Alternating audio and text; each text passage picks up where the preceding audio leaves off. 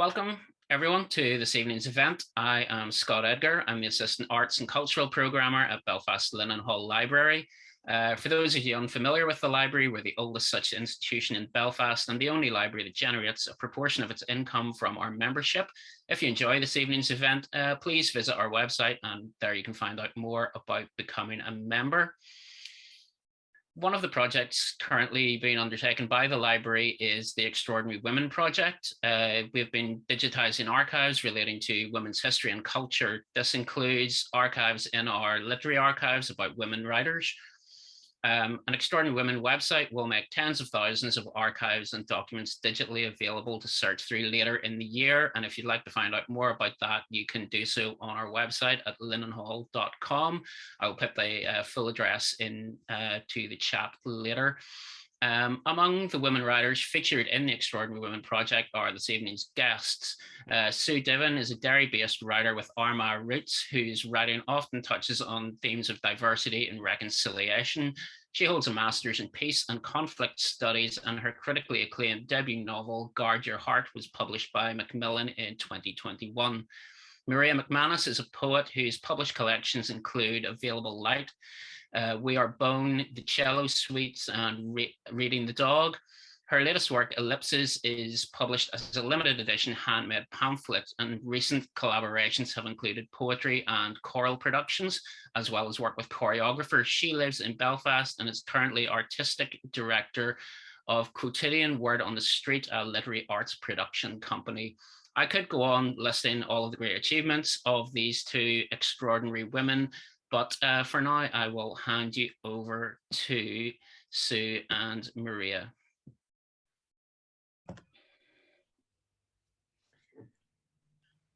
Thanks very much, Scott. Hi, Sue.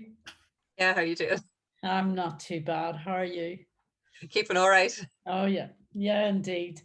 Welcome, everybody, to this evening's event. And just to say to you that when Sue and I have our conversation, we are more than willing actually to field some questions from those of you who are in the audience and listening. And Sue in particular is very keen to do that.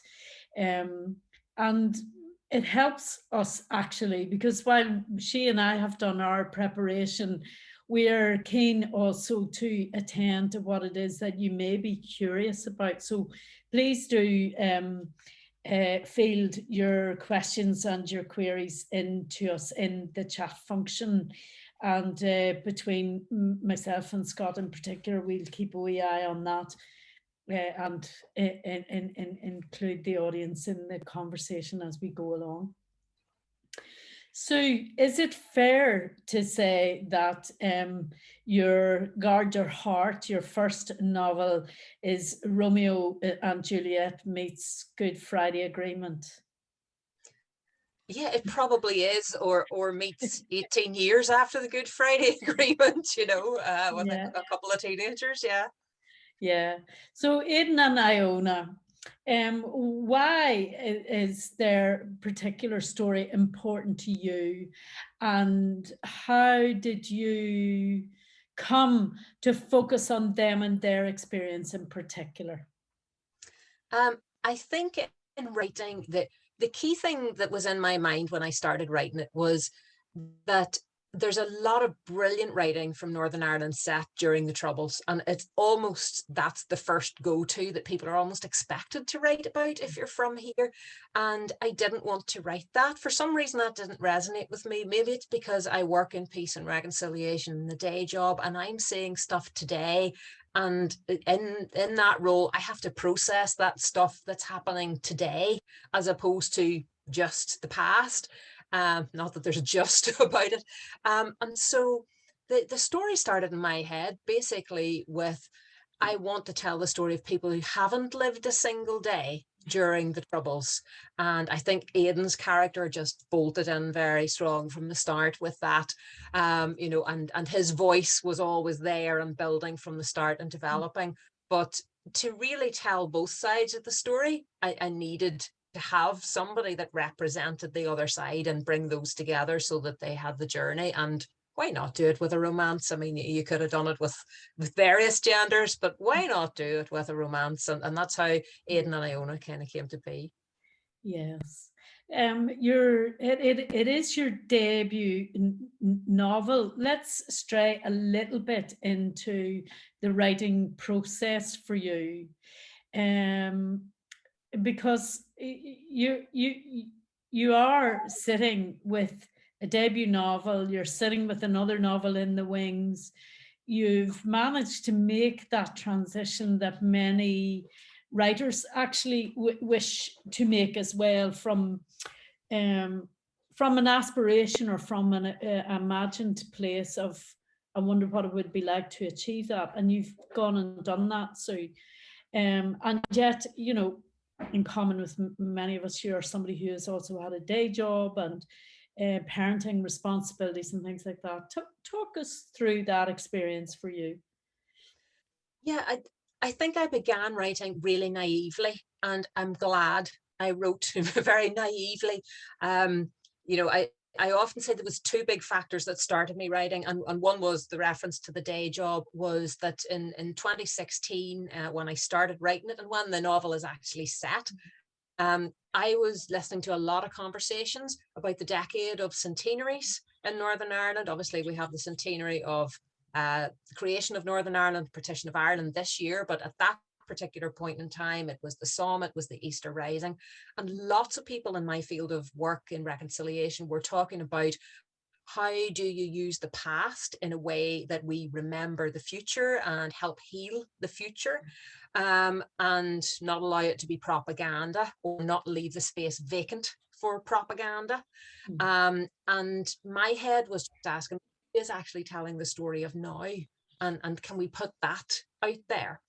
And the other side of it was, very simply, I was bored. I'm a single parent, and at that point when I started writing, my child was younger, so he was usually in bed by 8:30, 9 o'clock, and I was stuck in the house every single evening. And I just, after a few years of things, I was tired of watching telly, a bit like COVID. I'd kind of seen everything I wanted to see, and I just thought, you know what, I'm going to try something new, and I switched the telly off and I started to write. And I actually hardly told a soul that I had written or was writing until I had a first full draft. And then I had to start going, I might have written a book here, what do I do with it?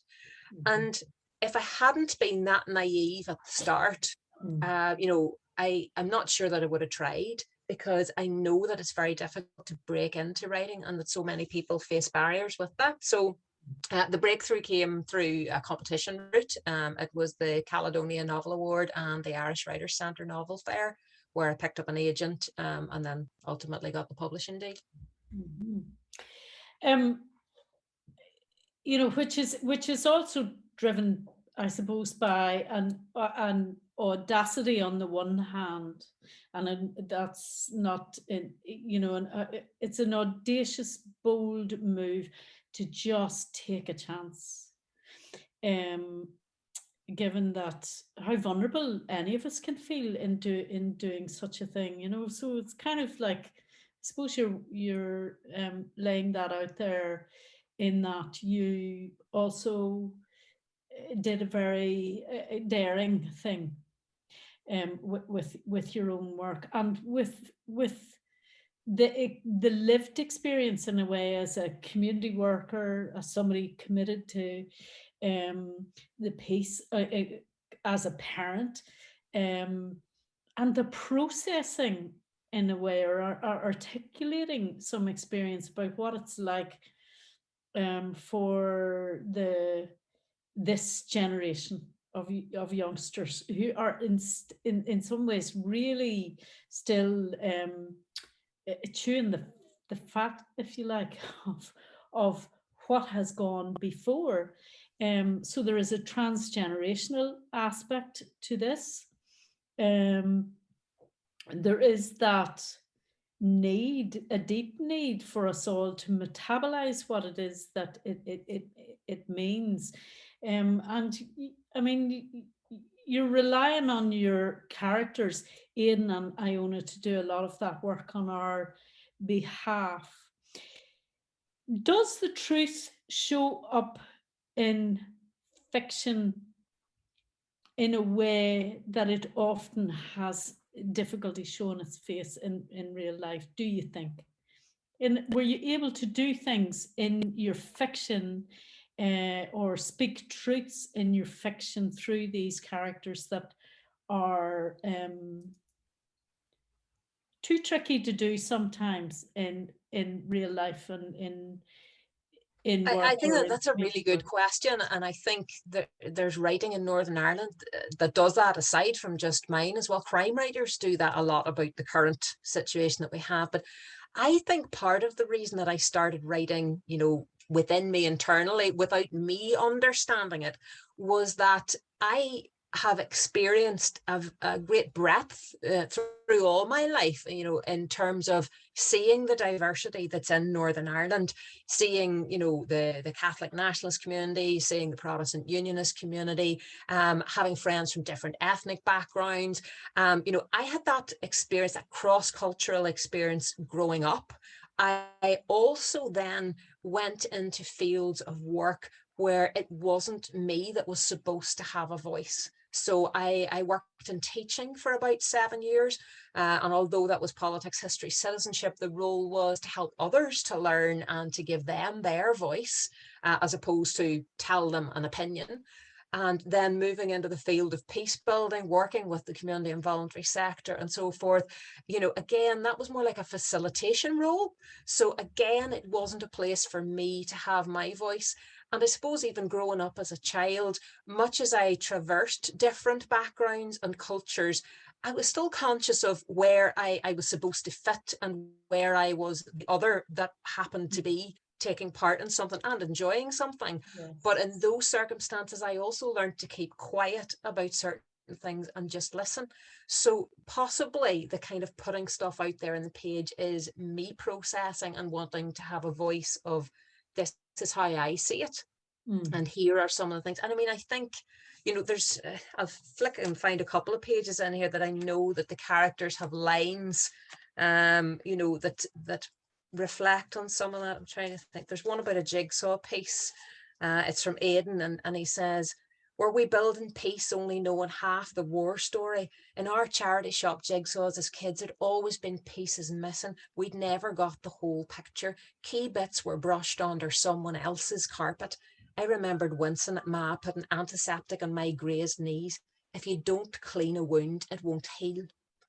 And, I think to be able to put those things in the voice of a character and their understanding puts it out there, for people to think about. Or Iona has a line where she talks about, we fought with culture now, not guns. And that's the experience of their generation, I think, as opposed to ours. Yes, yes. And talk to me about that, that notion of fighting with culture, because you do hear it again and again. It's kind of one of those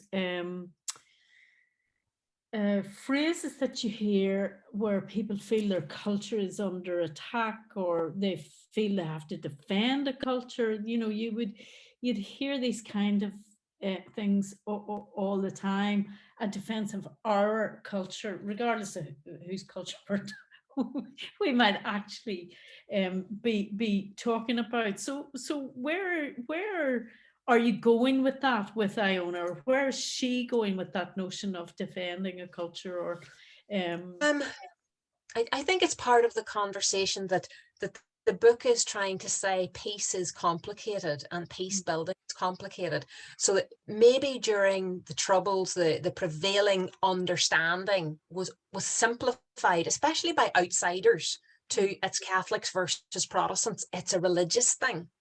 And I think everybody, or most people, are aware now that religion may be an element of what we are at now in Northern Ireland, but it's only an element. There's lots of people who aren't religious at all or barely religious, and yet they'll still take a label or a community label from a religious background, or they'll associate religion and politics and culture together as a unit, as opposed to allowing those to separate out. And I think, it's saying, we're not thick in Northern Ireland. There was a conflict here, and actually when you look at it, it's not just about whether you believe in Mary or not, or how you take communion or something, you know.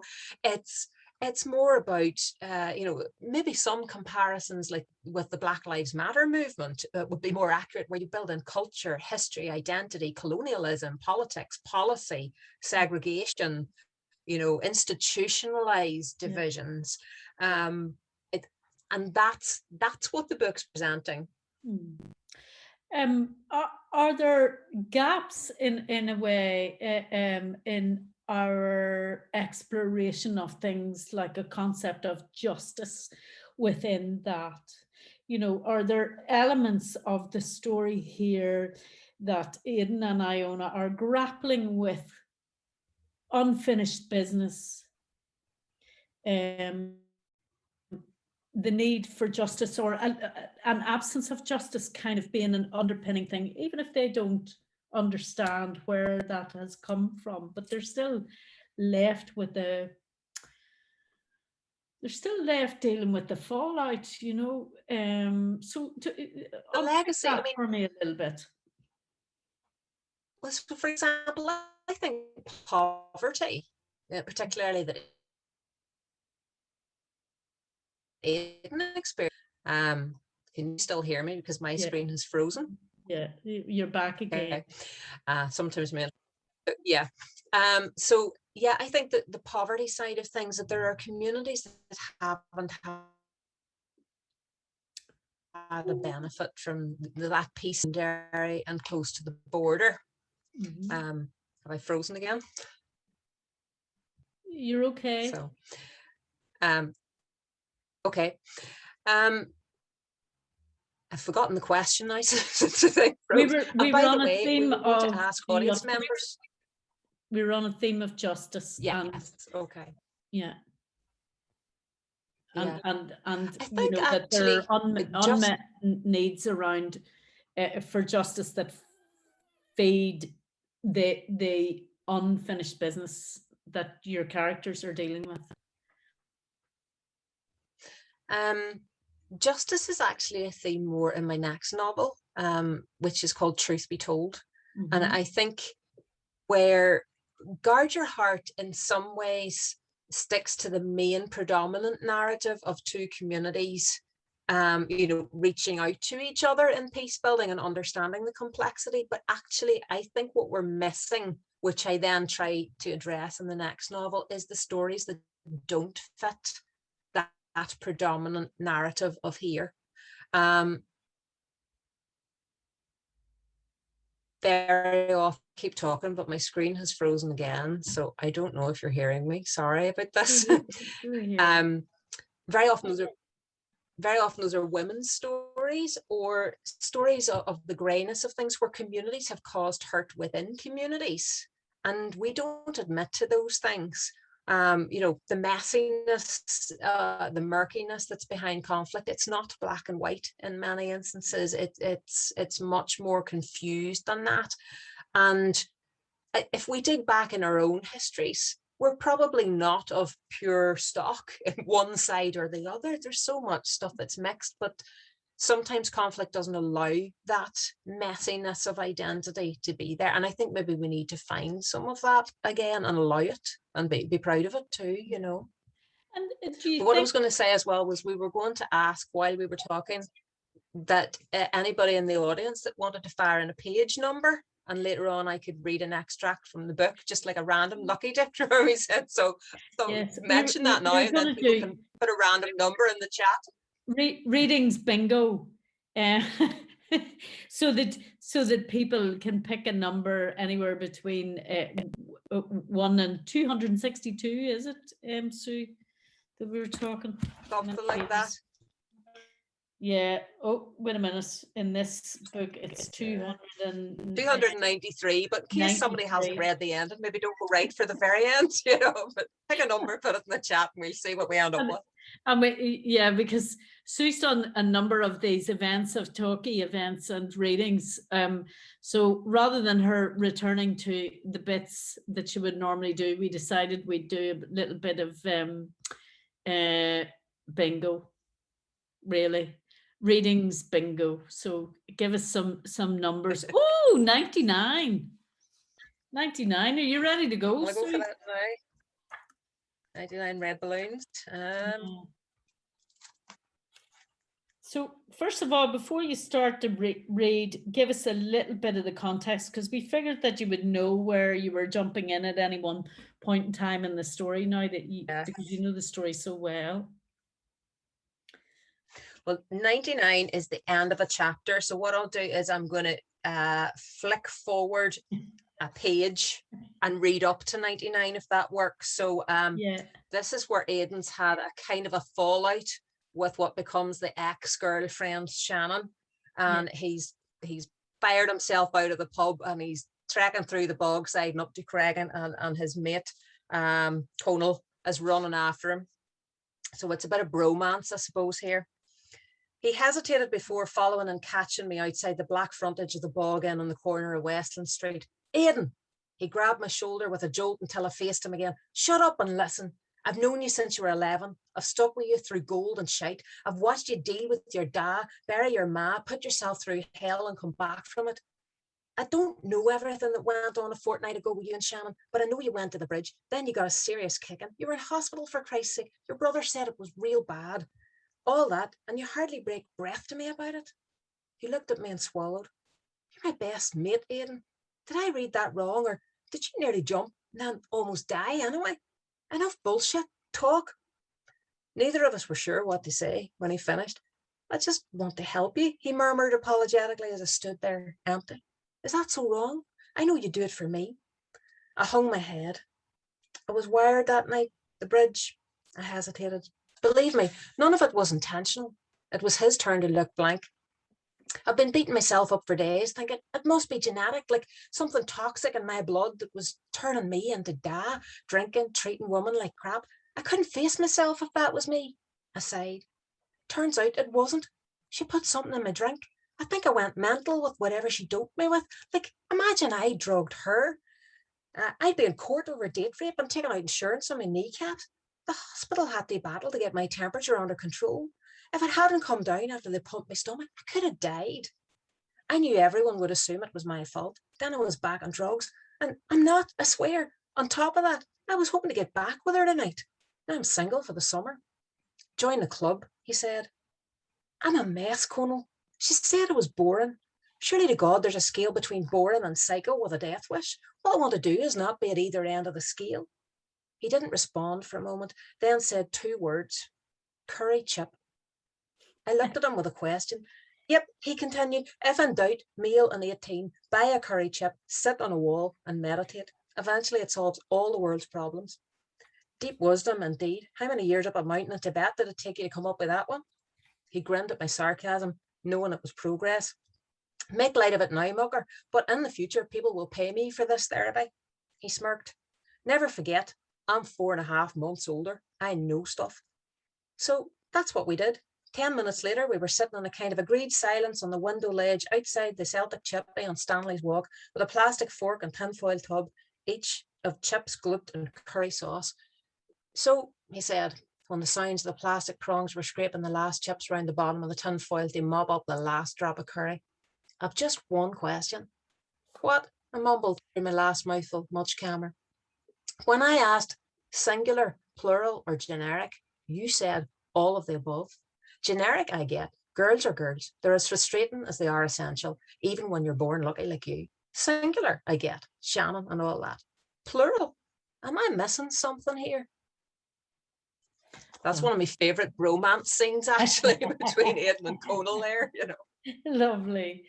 I mean, it's actually really strikes me about the insight that we as adults also can get into the world of the lived experience of children, you know, and of our teenagers. Now I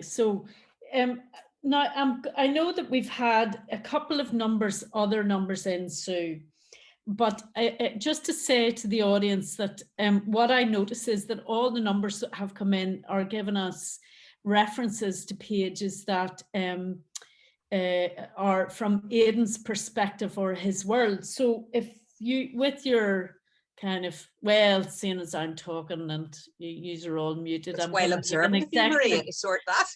an executive decision here. So the lady who requested page 50, if you don't mind, I'm going to recommend to Sue that she goes to the start of chapter 9, which in my copy is page 52, and is just after the summer solstice, and it's from Iona's perspective.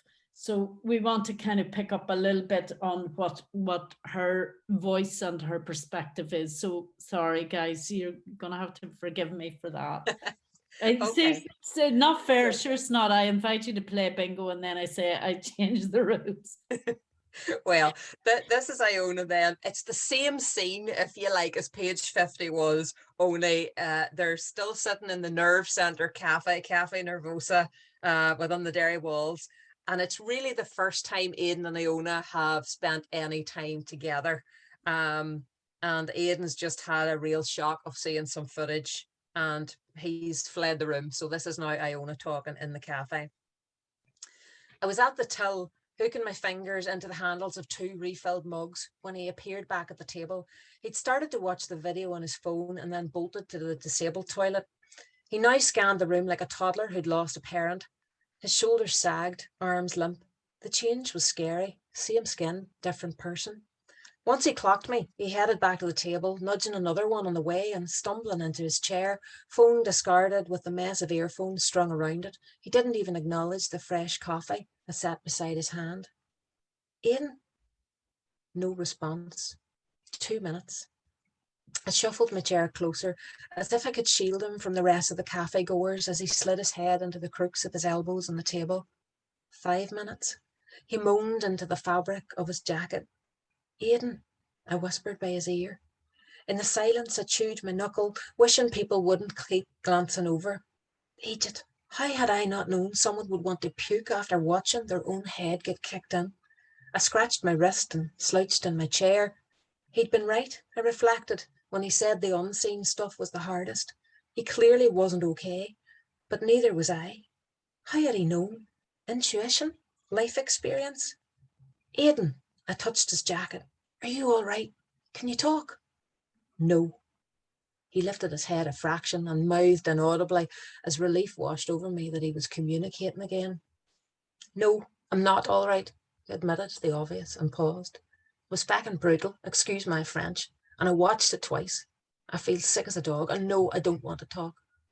He wasn't crying, but his head went down again onto his arms and the backs of his shoulders shifted heavily every half minute or so. I rubbed my neck. Want me to call your mum or someone? Ma's dead, came the reply, muffled through his jacket sleeves. I'll leave it at that. Yeah. Whoa. Whoa. That's a lovely scene as well, actually, between Aidan and Iona there when they first meet and they're just sussing each other out and getting things wrong. And yes. So, you know, this is your novel is suitable for the young adult market, but it's not only for that. It's kind of sits in both camps. Why is that important to you? For me, that's actually really important. And I'll take it back to, well, 2 things, I suppose. The naivety of me writing it at the start. So if I was a clued in person who had trained as a writer and spent years doing stuff before I'd started to write the novel, then I would have known that actually you have to try and write a novel to a particular audience because that's how it gets sold to a publisher. They have to be able to put your book on a particular place in a particular shelf, or since we're in a library, it has to go in a particular place, you know. And that's the marketing side. But when I was writing that, I didn't know that stuff, genuinely. I just wrote a book.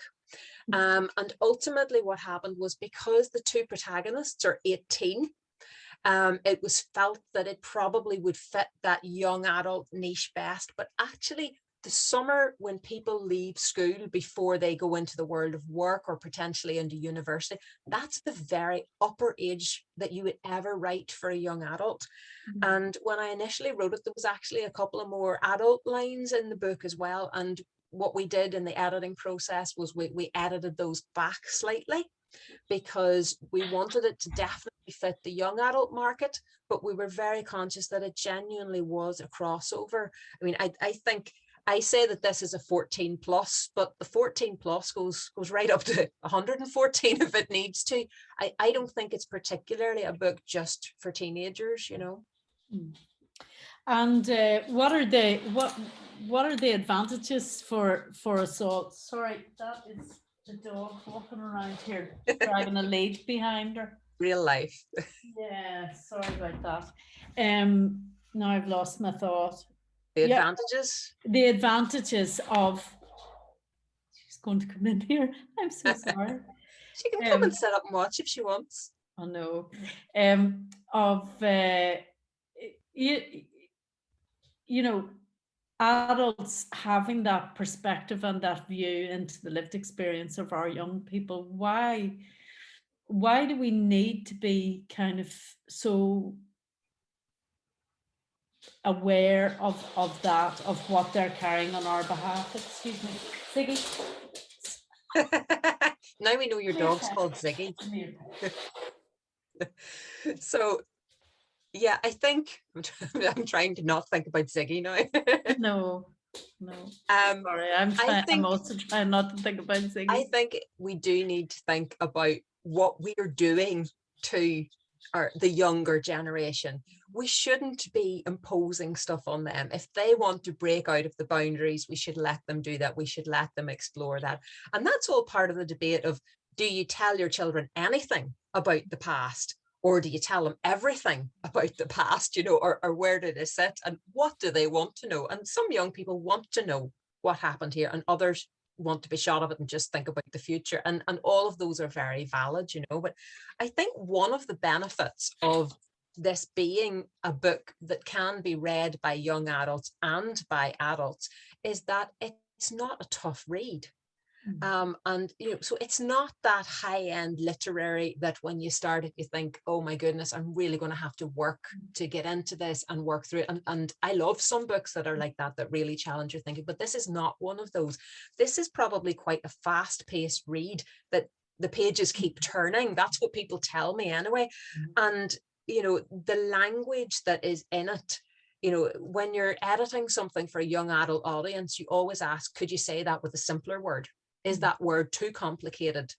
What would make it simpler? So it's never about showing off with flowery language. It's always about the pace of the story and moving it forward and the plot and the characters, you know, so that makes it a very accessible book, I think, for everyone. And it's a brilliant book for book clubs and stuff to look at because it's an easy read. It almost reads itself when you get stuck in it. And I think that's really good. It's like they used to say how many adults used to watch Newsround, you know, BBC Newsround instead of watching the grown-up news because it was easier to access. Yes. Are you getting all that? It's like that's it. Recognize here. You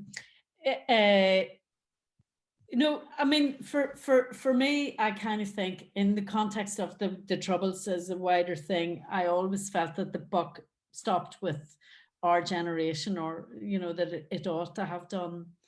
And it saddens me in a way that we fail to do that. You know, it is the lot of another generation now, whether we like it or not. Now, we can't just leave them to deal with it all. We have to stay involved. I think the writing community has a huge amount to contribute to that, articulating that experience and supporting the community and ourselves to metabolize the enormity of the lived experience on the one hand, but also on imagining and creating a new future, different outcomes. You know, how do we find our way through that? And I know that you're on to your next novel now, and this is you're like Heaney, you're digging with your pen. Talk to us a bit about where you're going with the next novel. And the next one is called Truth Be Told. And I suppose I haven't got the mantra off as pat as I would have with Romeo and Juliet set in Derry for Guard Your Heart, but I suppose it's a kind of a Parent Trap meets Derry Girls would be probably the best way of summing it up, you know. So it's one that is more about the stories that don't fit that narrative that I said, because some people have said, look, you've been quite stereotypical in a Catholic community and a Protestant community here, you know, and that is the case, but that is also valid for many young people's experience in Northern Ireland. But it's also true to say that there are young people that maybe don't fit that picture, and there are other communities here, or there's stories that don't fit. And so Truth Be Told is two teenage girls. And the upfront story is they're both 16. They're from totally different places, rural Armagh and Derry, and they meet on a cross-community outdoor pursuits residential, as you tend to do in peace funding and all the rest of it. And the shock is that they look very similar, virtually identical. And the question then is posed to them, are they connected? And if so, how? And that unravels. It's more like a quest, I suppose, rather than a romance. It's a quest that they dig up their own family histories and dig up some of those contentious and difficult issues that don't necessarily fit, in a quest to find out who they are. And I suppose that sense of that who you are is not always what you expect, you know. Okay. And it's set in 2019, so it's the context of everything that was happening in 2019 as well. So. Okay, so listen, Sue, what I'm going to ask is for the audience to pop a question or two into the chat function, and we'll come back to that. But in the meantime, could you give us another reading from Guard Your Heart?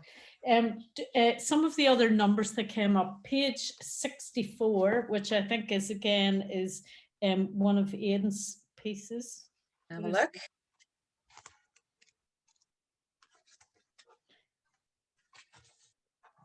Oh yeah, okay. So this is you need to go back a little bit. Aidan with his brother Sean at home. It's actually the day the Brexit referendum results came through. So I'll read this. On the last run of the day, I went in to cast my own vote. Novelty and duty combined. Crazy that in my grandparents' generation, Catholic blood spilled on our streets for the right to scribble on a ballot paper. Politics was serious then. It was a joke now. Sean would have made a good politician. Like Da had on a sober day. He had the passion for Ireland, the charisma to articulate half-truths like they were the Holy Gospel, and the ability to talk intelligent sounding shite and change the subject when he didn't know the answer. I still couldn't decide whether to show him the video. I glanced on the driver's mirror while waiting for the passengers. Now that the practice nurse had removed my stitches, I looked more like a debonair parrot than Frankenstein's monster. Maybe Shannon and I would look like twins a while if she didn't give me another black eye for good measure. She had texted. There was hope. Alone at home, I fired up my amp and messed on my bass guitar, relaxing to the familiar whack and vibration of the strings. Connell was desperate to get our band playing in the Music City busking competition, and a broken finger was too lame an excuse for letting my best mate down. I was still jamming on my bass about 10 o'clock when Shan landed back with a few cans and a sofa takeover bid. I accepted a beer, but declined a drag of a spliff. It was a ritual. Every so often he'd offered to test if I'd give him the middle finger. I think he preferred me when I was off my head half the time. What are you practicing for? He asked, with a nod to the guitar and amp. Music City busking. Connell's mad for it. Wasn't sure it'd work with a finger all Egyptian, but it's okay. The swingometer guy blathered about the statistical possibilities of Brexit on the TV. You don't honestly think they'll vote us out of Europe, do you? I asked. Tell you one thing, if the Brits try to bring back the border, it'll make a hell of a target. He glugged his beer. I couldn't imagine what it'd be like with checkpoints in the Donegal. There were no mad military posts anymore. Illicit border hopping with guns or war ration butter and baby prams had gone out with CDs. Then again, vinyl was making a comeback. The border was white lines and white pages, marked only by cheap booze or cheap fuel on either side, depending on the sterling euro exchange rate. Ma had always bought us chocolate and ice cream at the border filling station, swearing blind they tasted better in the Republic. I got tired of monotonous referendum coverage and inhaling secondhand smoke sometime after midnight and dragged myself upstairs to bed. Only then did I notice Iona's text. Random, but I'm for visiting Queen's Monday coming. My friend bailed. Want to join me instead? So where were you when the Brexit referendum happened, and what do you remember about that night? I know exactly where I was, but what I remember was actually waking up the next morning and hearing it on the radio, and going into work, which was Derry and Strabane Council Community Services section at that time, and it felt like a wake in the building. And that wasn't a political thing, that was the people that worked in council, because we know how much money our council area pulls in from Europe, the millions and millions and millions. And it was like, where are we going to get anybody that's going to put money into our council area? I mean, to put figures on that, the programme that I manage was £6.7 million. That's the piece for one little bit of one little EU piece programme funding. That's what I manage in our council, and we have multiple projects like that. So, that was what I remember, that feeling of awake. And personally, on a personal level, I was thinking about the loss of, I had a year abroad as part of the Erasmus scheme. I lived in France for a year and I studied European studies. So my heart was thinking all the students that would miss the opportunities to explore those other cultures, Yes. So a question has come in there, and you're talking about you had that experience of university, and Iona, your character has aspirations around university. The question came in from Rachel about what was important to include in Iona's character. That's a good question, and it's fair to say I struggled writing Iona more than I did Aidan, and I actually don't know why. If anything, I probably should have identified with Iona more, but Aidan was the one that was a dream to write, whose voice invaded my head when I went out walking in the middle of the night and all sorts of things. Iona, I had to really work at. I wanted her to kind of be an opposite of Aidan in many ways. So Aidan isn't really religious. He's Catholic nominally, but he's not really religious at all. So Iona was going to be religious, or at least have a faith in a sense. Aidan is very political. Iona is not particularly political. She's aware, because of her family identity, of stuff, but she and herself doesn't really mind politically. And Iona is from a more stable family unit. And probably has that nurture. I mean, it doesn't mean her family unit's perfect, but it's a good family unit, and she'd been brought up to aspire to do well in school, to go on to university, those kind of things. It's probably more in the middle class side, whereas Aidan is poverty stricken, basically standing on his own 2 feet and facing a lot of difficulties. So Iona gave the chance to balance Aidan. But it was really important that she was strong enough for Aidan, and that was what I had to grapple with a lot. And here's the writer's tip, and I'm sure if there's writers in the room, they'll have heard this, but if your character isn't working, make bad things happen to them. So Iona, I was struggling with her right late on in edits, thinking this is not working. She's not strong enough for Aidan. So I wrote a scene where bad stuff happened, and suddenly, boom, she reacted and came to life, and that feistiness happened. So that was really important. Yeah. So that question leads on to the next question really nicely, I think, and this is from Elizabeth Crook. She said, "I'm going out tomorrow to buy your book, Sue. It sounds inspiring. My question is, how much do you think your day job influenced you? And did you feel any responsibility or any need to write in a certain way, maybe in a way that shows there's hope or potential for a good future ahead?" Okay, so we'll take the last bit of that first. In terms of wanting to write something that showed hope, I think that's my character. I don't like to read books as much that leave me devastated and downcast at the end. Doesn't mean to say they have to have a perfect ending, but I do like to feel that I've reached a conclusion that has something constructive in it at the end. So I think, and I also think at the time that I was writing, bear in mind, we hadn't gone through a pandemic. We hadn't gone through some of the recent difficulties with the protocol. Brexit had just happened. So the impact and the fallout of Brexit hadn't fully developed in what you see in this book as well. So to me, it was a slightly more hopeful time in peace building than maybe where we're at now. And I think I wanted to reflect that there is hope for Northern Ireland, because I do believe there is. I believe we can get there, but it's a hard journey. And the other thing that's straightforward as well is if it's a young adult book, there is a sense of needing to care about your readers. So again, it doesn't have to have a perfect ending, but you won't usually find any publisher taking on a young adult book that has a devastating ending, because they worry about the mental health of their readers. Thank you for that. Someone has written here, I loved the descriptions on the locations Aidan and Iona visit. How did you research them? Was the Camino easy to write about? Yeah, I mean, I basically picked all my favorite places. that's the places in the novel. So yes, they were easy to research because I wanted to go to all those places and regularly go to those places. So the Northwest has a stunning landscape, not just in the city, but around it as well. And the Camino, I actually did hike the Camino. I think somewhere, not in the walls in here, but somewhere I do actually have an official pilgrim certificate that says I hiked over 100 miles on the Camino. So, that was something that was a fundraiser, actually.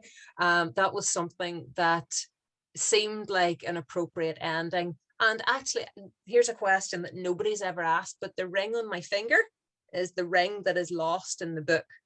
Okay. That is Aidan's mother's one, because that is from Santiago when I hiked the Camino. So it actually is in the book. Is he looking for you to get that back? Tough, he's fictional. Yeah. Handy that. It's handy that. Yeah. Scott has put a question into the chat here. He says, last night John Carson tweeted, the sheer amount of incredible writing coming out of the north of Ireland at the minute is a bit dizzying in the very best sense. And this question for both of us, why do you both think that is? And there seems to be a lot of great women writers coming to the fore right now. You want to take that first, or will I? No, go on you.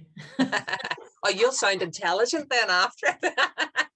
Okay, so I have to say, look, I am not a wide-read literary being. I'm the single mommy that barely had time to read a book for many years, but I do think that there is a lot of powerful writing coming out of the north at the minute.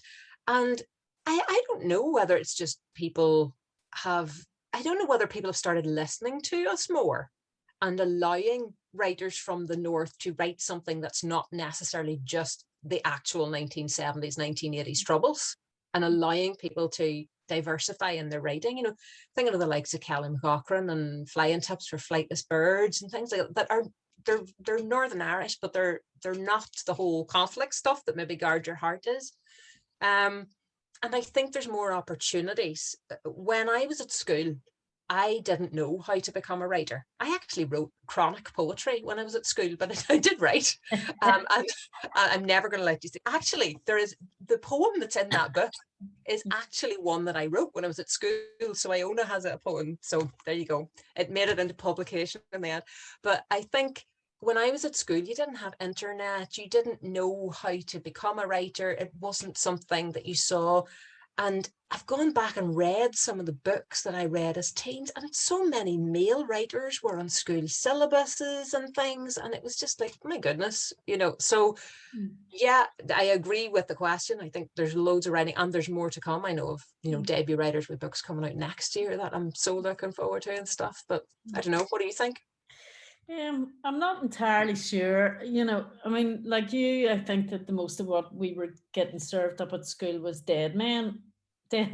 dead man's writing, you know. And actually, for me, I can only really speak for myself. I think, you know, partly there's a wee want in most most writers. There's a wee want somewhere there, you know, that good old Northern Irish term, there's a wee want in them. And on the other hand, I think actually, if I were to speak for myself, I would say I have less responsibility now than I ever had when I was younger. You know, if I was to quote Bob Dylan, I would say I was so much older then. I'm younger than that now. Mm-hmm.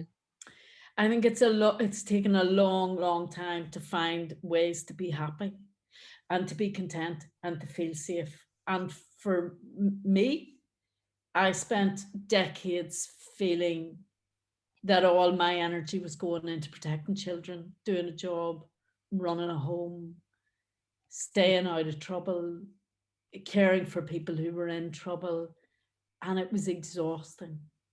And Yeah. I think that's a common thing. And we women have a lot to say about articulating maybe that experience as well. But you know what? Getting on and biting the backside out of life for a change as well too, you know, and maybe a part of that is the joy of just being able to commit to a page to say what it is you want to say.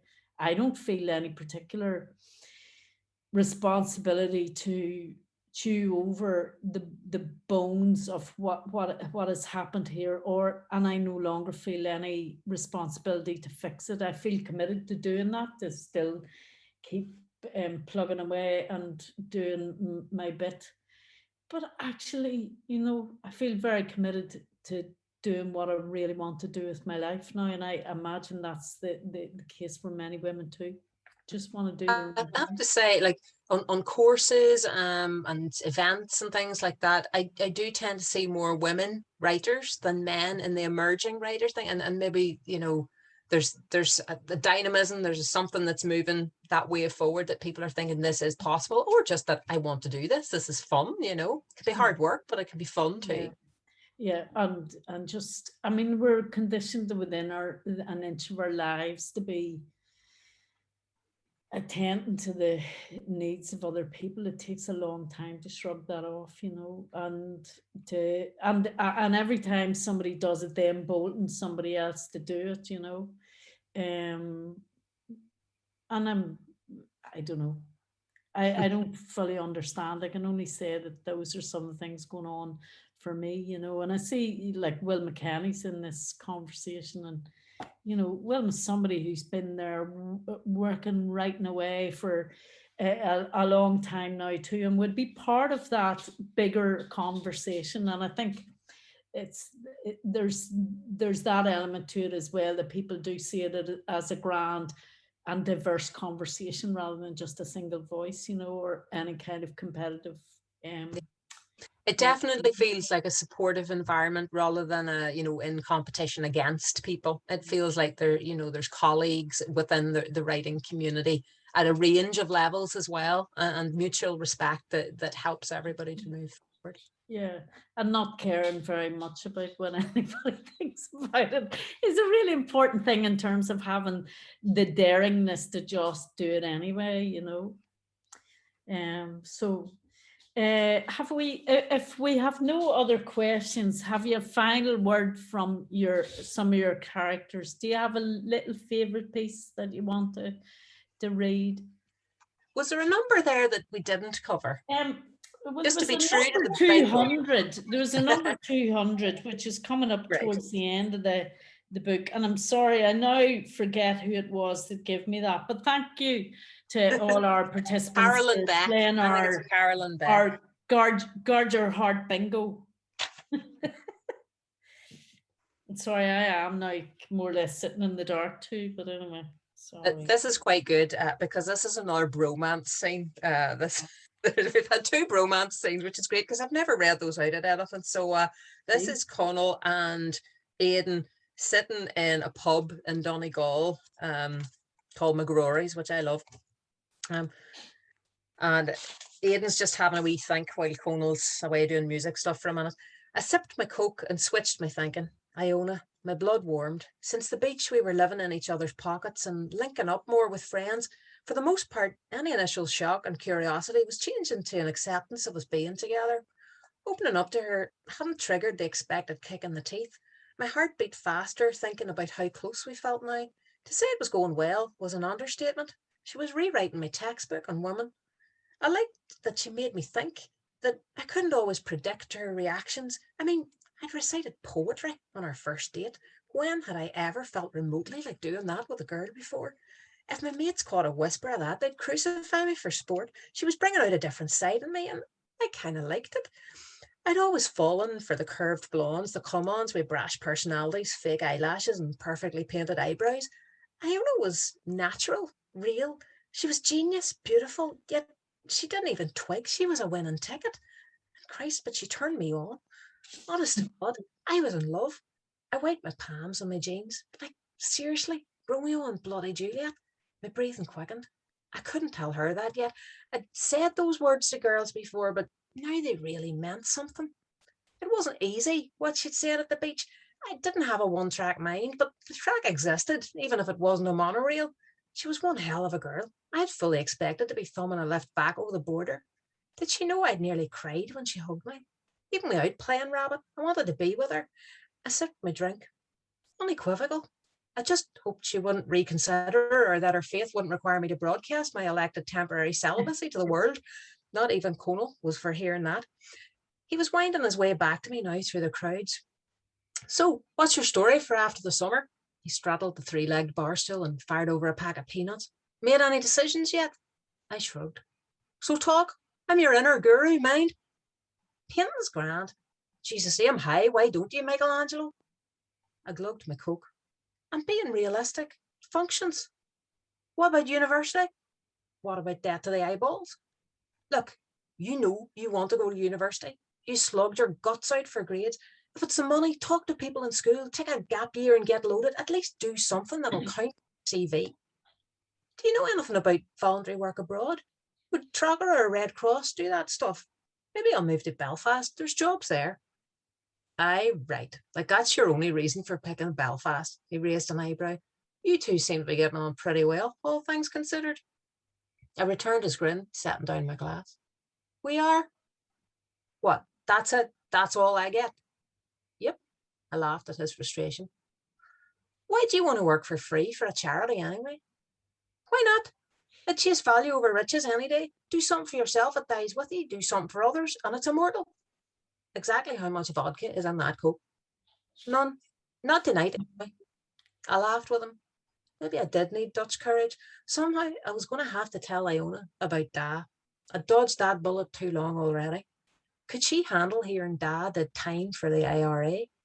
Could her family? Old sayings could be wrong. There was nothing fair about love and war. Thanks, Sue.